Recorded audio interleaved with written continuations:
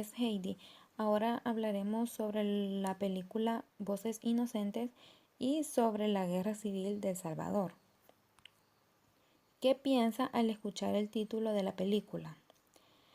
Cuando escucho que se llama Voces Inocentes, por inocente, lo primero que pienso es que se trata de unos niños. Según el filme, describe el contexto o el ambiente que puede percibir. La película nos muestra que en esa sociedad existía una guerra civil y el pueblo queda involucrado entre dos fuerzas, que es el ejército, el que estableció unas normas para la población, como el toque de queda, el reclutamiento de los niños varones al momento de cumplir los 12 años. También cometían abusos de llevarse a las niñas contra su voluntad. Estaba prohibido escuchar cierta clase de música. También realizó muchas ejecuciones, la destrucción de las propiedades de los habitantes, y la otra fuerza era la guerrilla. ¿Por qué se dio el golpe de Estado en 1979? Este golpe fue realizado por el movimiento juvenil de militares y no solo buscaban el derrocamiento del presidente, sino también la disolución de la Asamblea Legislativa y de la Corte Suprema de Justicia. Según la Fuerza Armada, las razones para llevar a cabo este movimiento fueron la violación de los derechos humanos, el fomento y la tolerancia a la corrupción en la administración pública y de justicia, el desprestigio del país y de la institución armada, los fraudes electorales, adopción de programas inadecuados de desarrollo, en los que delimitan el cambio de estructura, y todo se había frenado en poder económico y político del país. ¿Cuáles fueron los antecedentes políticos, económicos y sociales del conflicto armado en El Salvador? Tiene sus raíces en la masacre de 1932. Los gobiernos militares cargados de polarización y de conflictos sociales. Por lo menos 50 años de injusticia social. Empezaron a formarse movimientos sociales y la resistencia nacional. Esos fueron los antecedentes políticos y económicos. ¿Quién gobernaba en El Salvador en esa época? En esa época gobernaba el general Carlos Humberto Romero, quien había estado como presidente desde el año 1977. ¿Quiénes fueron los actores internos y externos que participaron en el conflicto armado de El Salvador? Los actores externos fueron el FMLN y el Ejército de El Salvador.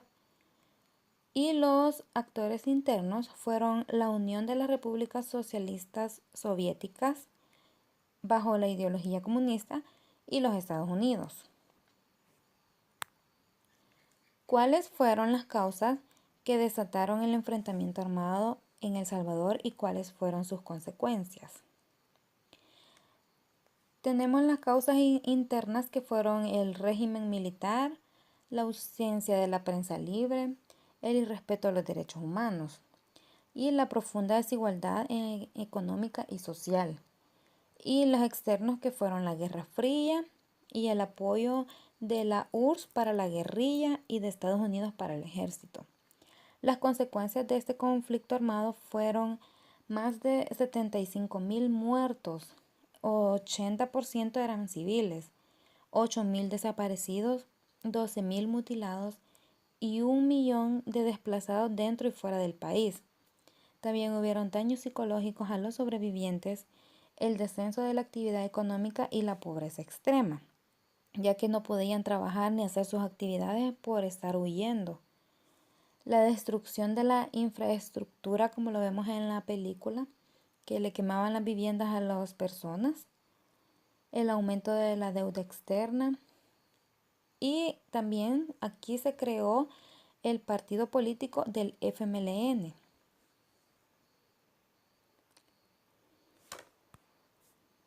¿De qué manera permanecen las secuelas de este conflicto en la sociedad salvadoreña?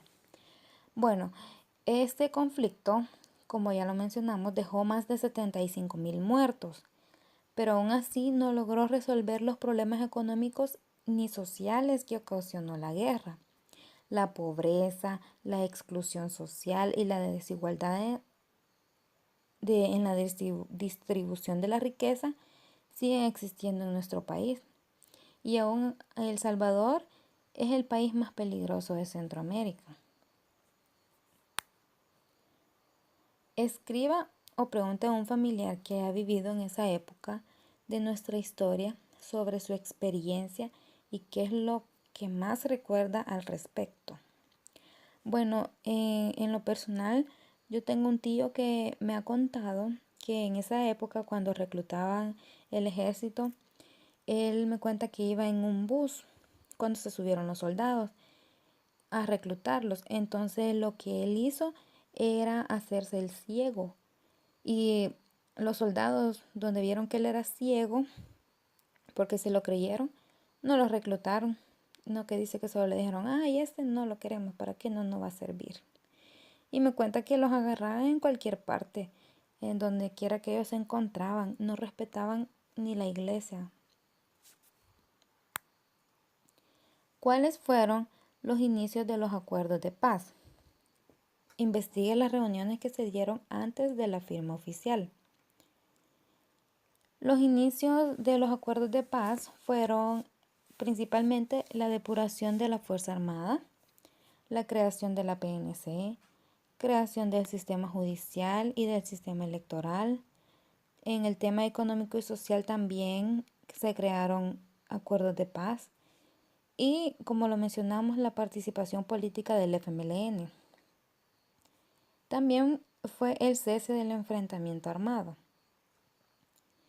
Las reuniones que se dieron antes de la firma oficial fue en La Palma, Chalatenango, el 15 de octubre de 1984. Reunión de Ayahualo, La Libertad, 30 de noviembre de 1984. Reunión de Cesori, San Miguel, se había fijado para el 19 de septiembre de 1986, sin embargo no se pudo realizar y se reprogramó. La reunión de la Nunciatura Apostólica se llevó a cabo el 4 y 5 de octubre de 1987 en San Salvador. Reunión en San José, Costa Rica, en octubre de 1989. Y esas fueron algunas de las reuniones que se programaron para la firma oficial de los acuerdos de paz. Muchas gracias.